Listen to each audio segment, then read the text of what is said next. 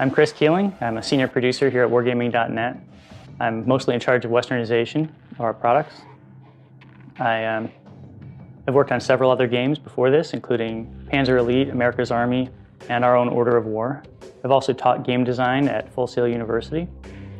I love military games, and I have 23 years of active and reserve service in the U.S. Army. You've mentioned westernization, but what improvements have already been made, especially for the Western audience? Just this past summer, we changed the matchmaking system. We narrowed the tier spread, mostly based on feedback from players in the West. And that has had some great impact on our entire player base worldwide. So that kind of lets us know how good it is to respond to player feedback. We're also considering some other things that will appeal to the Western market, like creating a dedicated Mac version of our games. And what about tutorials? Will they come back? So we tried a tutorial system earlier this year. It didn't go over so well. So we're rebuilding it based on player feedback. We want to really improve the experience for new players, especially in the Western market. So this new tutorial system is going to be fun, and it's going to include a lot of goodies, like special bonuses for new players. Is there a set date when Clan Wars is no longer going to be in beta? Well, we're hoping for sometime next year. Right now, we're not sure because we have to unify all the server clusters in Clan Wars, and once that's complete, then we will release Clan Wars from beta. Will there be any additions to Clan Wars in upcoming months? We're considering several interesting changes, including seasonal campaigns and historical mini-campaigns. We'll be adding these over the course of the next year.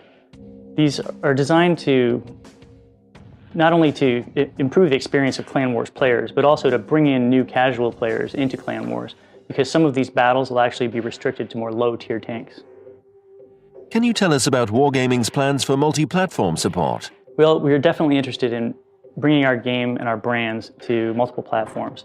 I can definitely say that sometime in the next year, you'll see our games on different platforms. Right now, I just can't say which ones they're going to be.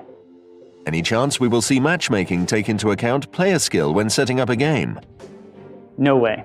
This is a core aspect of the game. The game is based on skill and teamwork. If we balance out player skill, it's going to take a lot of the fun out of the game. Are you guys going to introduce an autoloader for Soviet tanks? If yes, is the autoloader going to function differently from the French tank?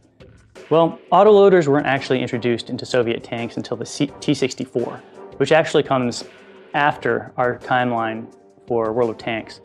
So we don't really plan on introducing that. Also, Soviet autoloaders were actually slower than good human loaders, so really there's no reason to bring it in. Are you going to introduce a wider variety of equipment, like reactive armor, etc.? Well, reactive armor was actually introduced as a response to guided missiles, their heat warheads, and keeping them from penetrating the tank's armor. This is also outside the scope of the current range of World of Tanks. If we were to add, up to tier 15, then yeah, we would include guided anti-tank missiles. And no, we're not going to add 5 more tiers. What's WG's official stance on gold rounds? Are they happy with the way they are currently implemented in 8.1? What about the repercussions from heavy armor lines being much less effective? So far, we're very happy.